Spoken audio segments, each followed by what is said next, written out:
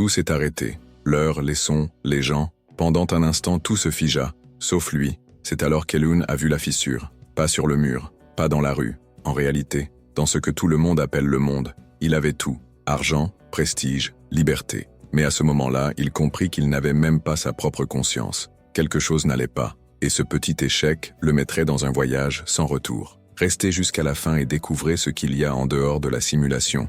Mais attention, la vérité ne libère pas, ça déprogramme. Elune avait tout, le genre de vie que beaucoup considéreraient comme parfaite. Appartement de haut standing, voitures impeccables, déplacements illimités et prestige aux bons endroits. Il ne manquait ni de temps ni d'argent. Mais malgré tout cela, ses journées semblaient vides. Pas d'engagement, mais de sens. C'était la routine d'un homme qui avait atteint tous ses objectifs et oublié pourquoi il avait commencé. Rien ne l'a surpris. Le café était servi dans la même tasse, par le même employé, au même moment. L'ascenseur s'arrêta à l'étage exact, sans délai. Les sourires au bureau semblaient répétés. Les rencontres, avec leurs gestes répétés et leurs paroles mesurées, donnaient le sentiment qu'il revivait tout, non pas hier, mais des centaines de fois. Tout tournait en rond et chaque détail semblait recyclé. Même avec autant de contrôle, quelque chose n'allait pas. Ce n'était ni visible ni palpable. C'était une pause entre les instants, une pause involontaire dans le flux du monde. La vie semblait suivre un scénario très serré, sans place pour l'inattendu. Et plus l'équipement apparaissait parfait, plus il devenait artificiel. Elune commença à remarquer des répétitions étrangement ponctuelles. Une voiture argentée toujours garée au même endroit dans la rue, à la même minute. Un homme de grande taille, en chemise bleue, traversait l'allée du même pas, en évitant toujours de regarder de côté. Même les aboiements d'un chiot semblaient suivre un ordre précis, presque mathématique. Il a trouvé ça drôle au début. Il se considérait comme fatigué ou trop attentif à des détails insignifiants. Mais la récidive était persistante. Différentes personnes prononcèrent des phrases identiques, avec des tons similaires. Les scènes se répétaient tous les 2 jours. Seul l'éclairage variant, comme les différents épisodes d'une même série. L'improvisation semblait avoir été éliminée du monde.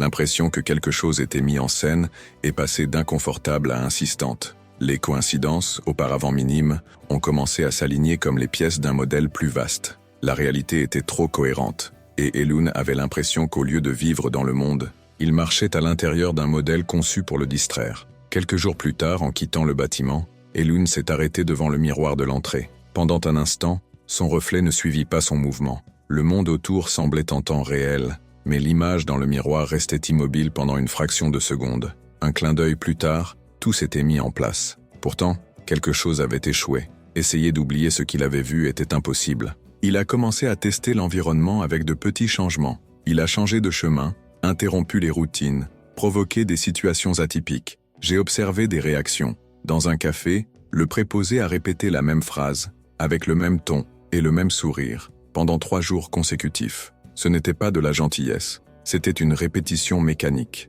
Cette nuit-là, Elune ne dormit pas. Il passa mentalement en revue tous les détails récents. Il cherchait des justifications, mais rien ne semblait spontané. C'était comme si le monde disposait d'un ensemble limité de réponses.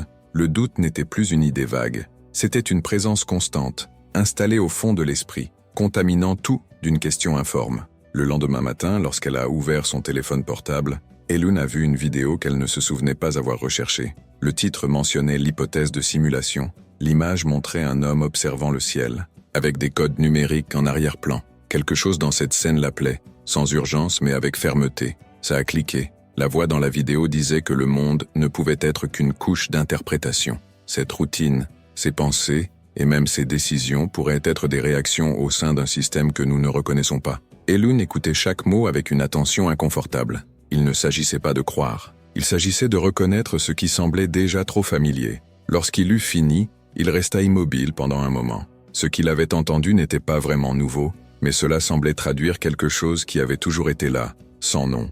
La stabilité qu'il avait toujours recherchée devenait désormais étouffante. Pour la première fois depuis longtemps, je ne voulais pas de sécurité. Je voulais surmonter le doute, même sans savoir ce que j'allais trouver. Dans les jours qui ont suivi, Elune a annulé des rendez-vous, reporté des réunions et évité les mêmes itinéraires. Je marchais sans but, attentif aux visages, aux sons et aux séquences. J'ai essayé de trouver des signes de spontanéité, des réactions inattendues, quelque chose qui prouvait que tout ne suivait pas une logique secrète. Mais le monde est revenu aux normes.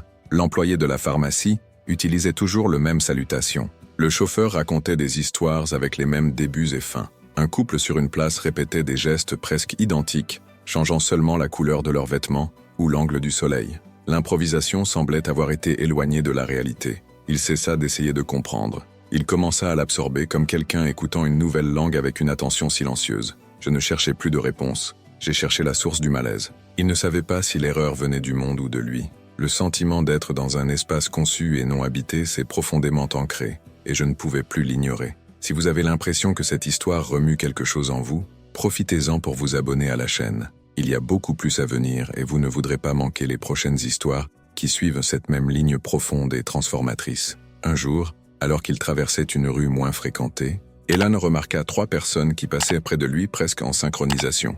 Ils portaient des couleurs similaires, parlaient au téléphone portable, bougeaient à leurs bras avec une cadence similaire. Une demi-heure plus tard, la même scène s'est répétée avec des changements mineurs. Il était impossible de ne pas le remarquer. Il est revenu sur place à plusieurs reprises.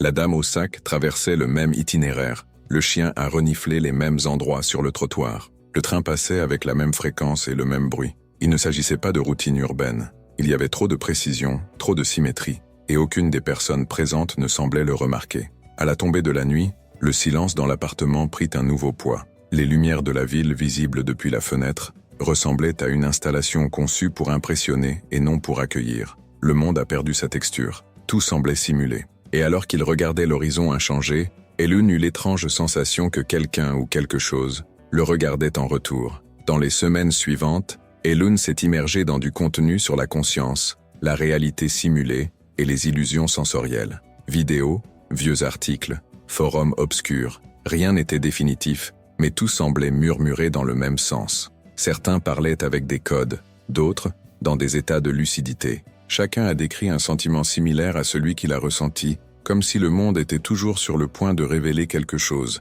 mais jamais assez. Il a commencé à éviter tout contact avec ses proches, non par mépris, mais par peur d'y voir quelque chose que je ne voulais pas confirmer. J'ai remarqué que certains regards mettaient un millième de temps à réagir. Quelles phrases étaient répétées sur un ton mécanique. Les silences dans les conversations semblaient plus longs, non pas parce que personne n'avait rien à dire, mais parce que le système n'avait rien à générer. Il marchait plus souvent la nuit. La ville semblait plus sincère lorsqu'elle était vide. Les façades éclairées, les panneaux publicitaires animés, les bruits des avenues, tout était toujours là, mais il y avait une sorte de transparence sur les choses, comme si les couches de réalité devenaient trop minces, et derrière eux, quelque chose commença à bouger. Un matin, il s'est réveillé sans savoir pourquoi. L'horloge indiquait 3h17. L'éclairage public pénétrait par la fenêtre, projetant des ombres tordues sur le plafond.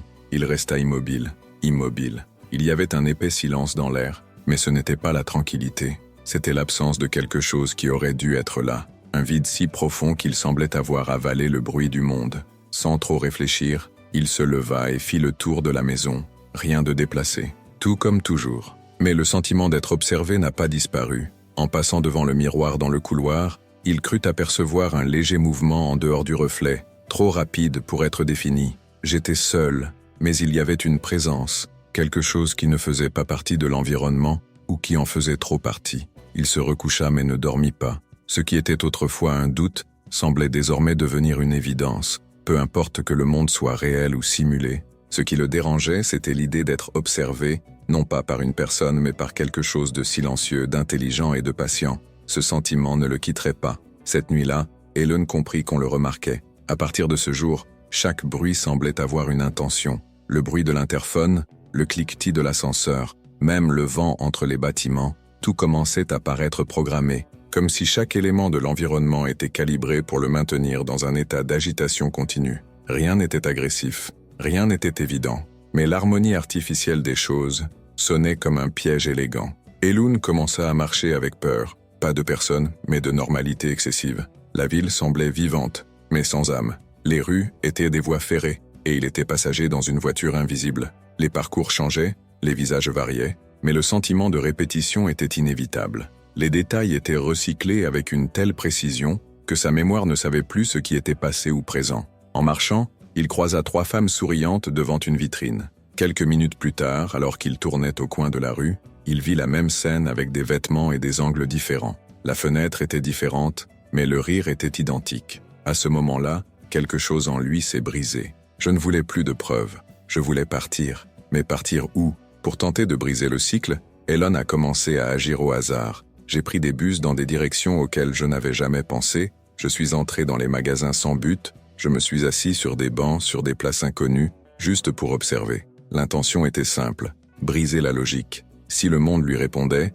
cette rupture devrait provoquer une sorte de réaction. Au cours de ses pérégrinations, il remarqua quelque chose d'encore plus étrange. Chaque fois que je m'écartais du scénario habituel, tout semblait plus lent. Les voitures mettaient du temps à passer, les gens semblaient moins clairs, comme si la réalité mettait du temps à s'adapter aux nouveaux choix. Parfois, les sons arrivaient en retard, comme si l'environnement avait besoin de temps pour restituer la scène suivante. Un après-midi, alors qu'il traversait une rue déserte, il remarqua qu'il n'y avait pas d'ombre. Le soleil brillait brillamment, mais rien ne projetait de forme sur le sol. Il s'arrêta, regarda autour de lui, puis lentement, les ombres sont apparues, comme si elles avaient été activées manuellement. Il n'y avait plus de place au scepticisme. La question n'était plus de savoir si quelque chose n'allait pas. Il s'agissait de découvrir où cela menait. Et toi, avez-vous déjà eu le sentiment que quelque chose dans le monde était mis en scène? Si vous avez vécu quelque chose de similaire ou si vous connaissez quelqu'un qui l'a vécu, laissez un commentaire ici. Je veux savoir si ce genre de perception a déjà frappé à votre porte aussi. Le sentiment que l'environnement répondait à vos mouvements est devenu récurrent. Quand Elon hésitait, le monde semblait hésiter avec lui. Un feu tricolore a mis du temps à changer, un bruit ambiant s'est arrêté un instant, jusqu'à ce qu'il prenne une décision. Lorsqu'il bougeait régulièrement, tout semblait couler immédiatement, comme si quelque chose attendait son choix pour continuer à travailler. Cette idée le dérangeait plus que la répétition elle-même. Si la réalité avait besoin de son attention pour exister, que s'est-il passé lorsqu'il a arrêté de regarder? Il commença à tester cela avec plus d'intention. Il entra dans des pièces sombres et resta silencieux. J'ai laissé mon téléphone portable éteint. Je me suis arrêté devant des miroirs et j'ai évité de regarder directement. Le malaise grandissait, tout comme le sentiment qu'il approchait de quelque chose d'important. Lors d'un de ces tests, il est resté immobile dans sa chambre pendant plus d'1 heure, sans émettre de bruit ni faire de mouvements brusques. Pendant un instant, l'air parut gelé. Aucun bruit ne venait de l'extérieur ou de l'intérieur. Pas le bruit du moteur du bâtiment, ni le bourdonnement des appareils électroniques. Rien. C'était comme être hors du monde pendant quelques secondes. Lorsqu'il a déménagé, tout est redevenu normal, mais il n'était plus le même. La pause fut silencieuse. Il n'y a eu ni cri, ni crise, ni révélation dramatique.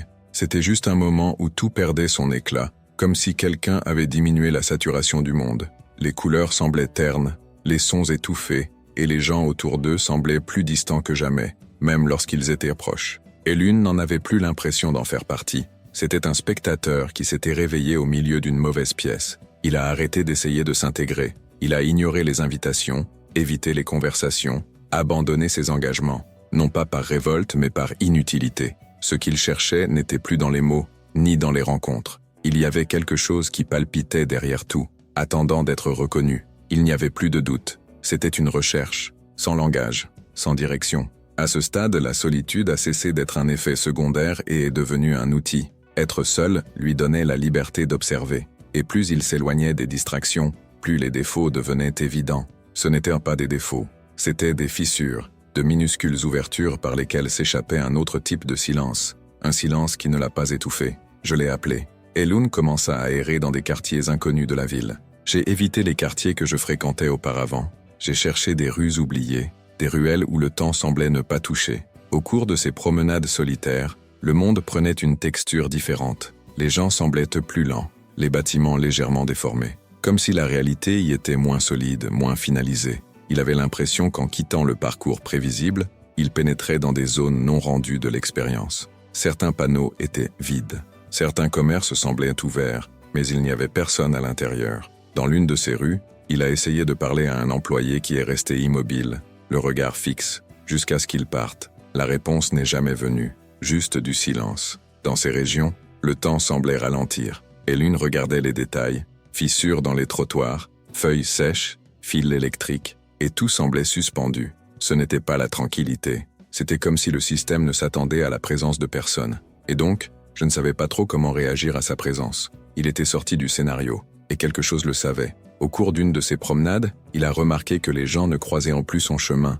C'était subtil au début. Dans les rues animées, il y avait toujours un espace autour de lui, comme si un champ invisible s'ouvrait. J'ai observé des visages déviés, des corps ajuster leur trajectoire sans raison apparente. Le flux s'est réorganisé pour ne plus se toucher. Elune a testé cette hypothèse en marchant délibérément devant des inconnus. Certains hésitent, d'autres changent de direction, sans même lever les yeux. C'était comme si le système essayait d'éviter les collisions avec quelque chose qu'il ne comprenait plus. Lui, comme s'il ne le reconnaissait pas déjà comme un élément fonctionnel de ce scénario. Il commença à sentir que sa présence provoquait une sorte de distorsion.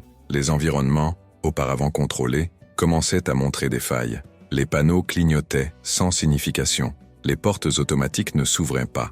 Un ascenseur s'est retrouvé coincé entre les étages lorsqu'il est entré. Des petits problèmes techniques devenus trop fréquents pour être ignorés. La réalité commençait visiblement à échouer, et cela ne semblait pas lui plaire. Elune a commencé à sentir qu'elle ne se contentait pas d'observer le système. Cela l'interférait. De petits changements dans sa routine ont provoqué des réactions en chaîne. Si l'itinéraire changeait, les visages changeaient. S'il restait silencieux toute la journée, le nombre d'interactions diminuait drastiquement. Même les algorithmes de leurs appareils ont commencé à devenir redondants, comme s'ils avaient perdu leur capacité de prédire. En accédant aux réseaux sociaux, ils voyaient des contenus vides, déconnectés de leurs recherches. Les publicités n'ont plus de sens. Au lieu de montrer ce qu'ils voulaient, ils ont montré ce qui n'intéressait personne. C'était comme si le système, incapable de le suivre, commençait à dérailler. Essayer sans succès de ramener la situation à la normale. Cet échec a créé un espace, un vide au sein de la simulation. Et dans ce vide, Elune a commencé à entendre quelque chose de nouveau.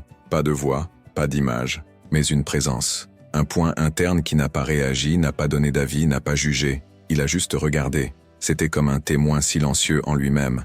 Un point immobile au milieu du chaos des codes. Il ne savait pas ce qu'était cette présence, mais il savait que ce n'était pas nouveau. Il avait toujours été là, simplement oublié, couvert par le bruit de la routine, des réponses toutes prêtes, des pensées enchaînées. Maintenant que le monde autour d'elle était en train de s'effondrer, elle est apparue comme la seule chose qui ne s'est pas brisée. Elle était stable, indifférente, vivante. Et Elune commença à s'appuyer sur elle. Lorsque le bruit du monde le troublait, il revenait à ce point. Je n'ai pas cherché à comprendre, juste à ressentir. Il n'y avait aucune question, aucune attente. C'était une pause. Et pendant cette pause, tout semblait devenir plus clair. Les visages des gens, les détails des rues, le bruit du vent. La simulation n'a pas disparu mais est devenue transparente. J'ai perdu le pouvoir. Au lieu de se confronter au système, il commença à l'observer avec toute son attention. Il a arrêté de chercher des défauts et a commencé à voir des modèles. Il s'est rendu compte que chaque réponse était prévisible. Chaque événement suivait un cycle.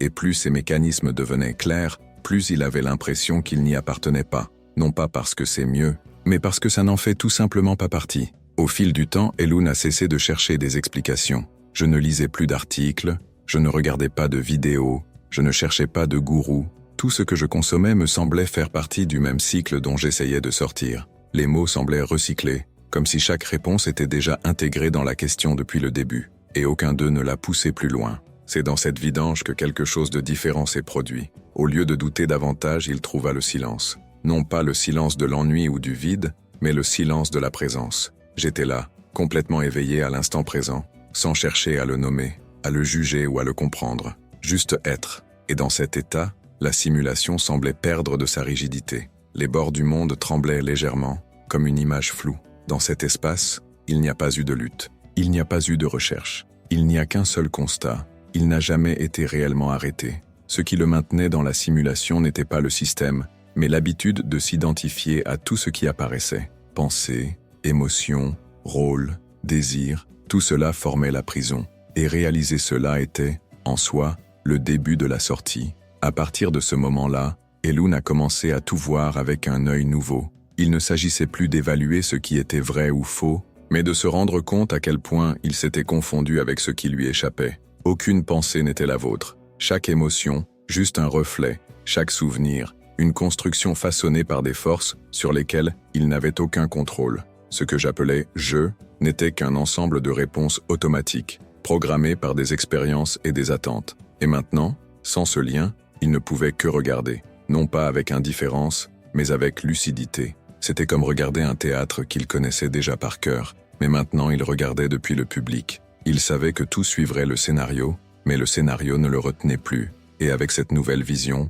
le monde a commencé à ralentir. Les conversations environnantes résonnaient comme des échos. Les gestes, répétés. Les situations sont trop prévisibles pour être spontanées. Rien n'avait changé à l'extérieur, mais à l'intérieur, quelque chose s'était effondré. Et à la place de la confusion, il n'y avait qu'un espace calme, stable et intact. Un endroit où le monde n'entrait pas. Plus Elune restait silencieux, plus le monde se taisait également. Il a arrêté d'essayer de changer l'environnement, testant les limites de la simulation. Il existait simplement de manière simple, présent, attentif. Et étrangement, moins il en faisait, plus tout autour de lui semblait perdre de sa force. Les distractions n'avaient plus aucune saveur. Les stimuli ne nécessitèrent pas de réaction. Les rues autrefois animées semblaient désormais vides, voire pleines. Les sons semblaient ne plus silencieux, les regards plus vides, non pas parce que le monde avait changé, mais parce qu'il ne nourrissait plus l'illusion. C'était comme si le système, sans son apport émotionnel, s'épuisait progressivement. L'engrenage avait besoin de la friction de l'esprit pour continuer à tourner. C'est alors qu'il ressentit quelque chose de différent. Pas une émotion, pas une pensée. C'était une ouverture, une clarté qui n'était pas le fruit d'un effort. Un espace en lui qui avait toujours été là, mais qui n'était que maintenant perçu. Ce n'était pas un lieu, mais une perception. Un état d'être qui ne dépendait absolument de rien. Pas même le corps, pas même le temps, pas même le monde. Si cette histoire vous touche, laissez un like sur la vidéo. Cela aide vraiment la chaîne à continuer à produire du contenu avec cette profondeur. Et le meilleur, c'est gratuit. Passons à l'histoire. Assis à même le sol de l'appartement, sans lumière, sans son, sans aucun stimulus extérieur, Elune se laissa tomber à l'intérieur. Aucune technique, aucun effort, juste de la présence. Le corps respirait tout seul. L'esprit n'avait plus d'histoires à raconter. Et là, sans aucun désir, une vérité s'est révélée sans parole. Tout ce que je voyais, ressentais et pensais faisait partie de la même projection.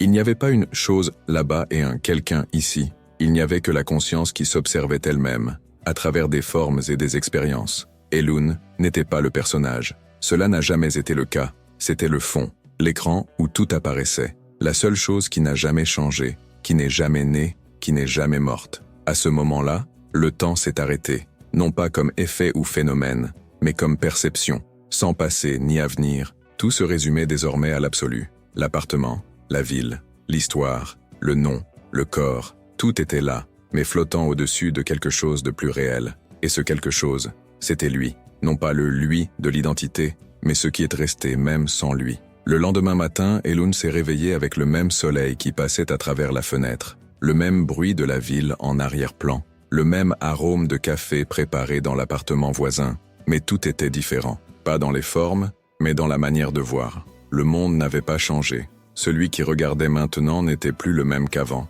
Il a parcouru les mêmes rues, vu les mêmes personnes, visité les mêmes endroits, mais rien ne l'a retenu. Tout s'est passé, s'est déroulé, s'est déplacé et il vient de le voir. Sans résister, sans juger, sans chercher à modifier ce qui est apparu. C'était comme regarder un film, mais sans se perdre dans l'intrigue. Il y avait un espace entre lui et le monde, et à l'intérieur de cet espace régnait la paix. La simulation n'était pas terminée, mais cela ne le trompait plus non plus. Il a continué à fonctionner, avec ses répétitions, ses schémas et ses réponses prévisibles. Mais maintenant, il savait qu'il n'avait pas besoin de la combattre. Il suffisait de se rappeler que rien de tout cela n'était permanent ou définitif. C'était juste une danse de forme, et il a finalement quitté son rôle. Elan a recommencé à faire des choses simples. J'ai acheté des fruits au marché, j'ai attendu l'ouverture des feux, j'ai écouté le bruit de la pluie contre la vitre. La différence est que maintenant, il n'était confondu avec aucune de ces expériences. Je n'avais besoin de rien pour être différent, pour être en paix.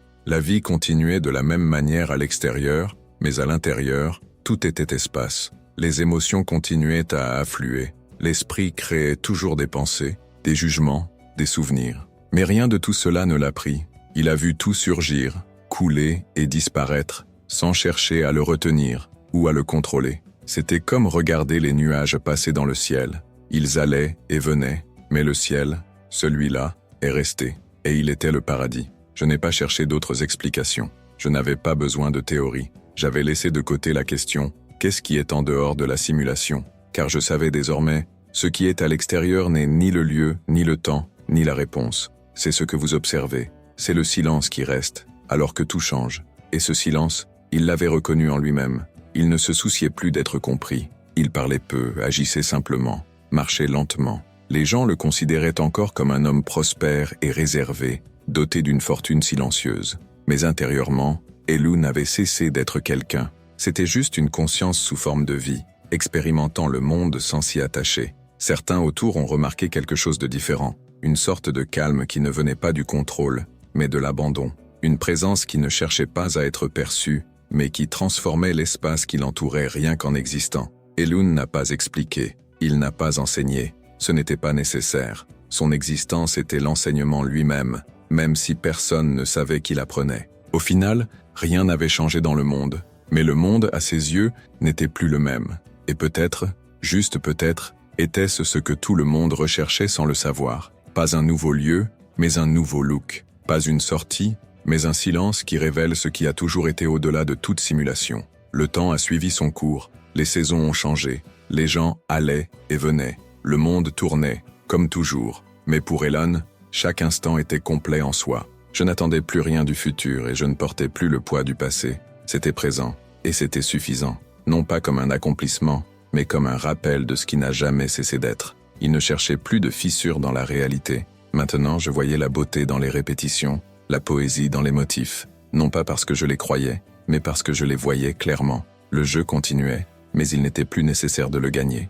La conscience n'avait pas besoin de s'échapper. Il suffisait de reconnaître qu'elle n'avait jamais été arrêtée. Si quelqu'un lui demandait ce qu'il avait découvert, il ne répondrait peut-être pas, peut-être qu'il sourirait simplement, ou restait silencieux, parce qu'il y a des vérités qu'on ne peut pas exprimer avec des mots, il y a des compréhensions qui ne peuvent être expliquées, et il y a des moments où il ne reste plus qu'à regarder, un regard calme, vide d'illusions, plein de présence. Le même regard qui est peut-être maintenant en vous. Si vous êtes arrivé jusqu'ici, c'est parce que quelque chose en vous a aussi ressenti cet appel. Des histoires comme celle-ci ne s'arrêtent pas à la fin de la vidéo. Elles se poursuivent à l'intérieur de celui qui la regarde. Profitez de ce moment. Cliquez maintenant pour aimer la chaîne et suivre d'autres voyages aussi intenses que celui-ci. Ensuite, vous verrez une vidéo recommandée, choisie spécialement pour approfondir davantage cette expérience. Et peu après, une sélection d'autres histoires de la chaîne, toutes avec le même pouvoir de provoquer silence, présence et transformation. Reste avec nous. Parfois, il suffit d'une histoire supplémentaire pour voir ce qui a toujours été là.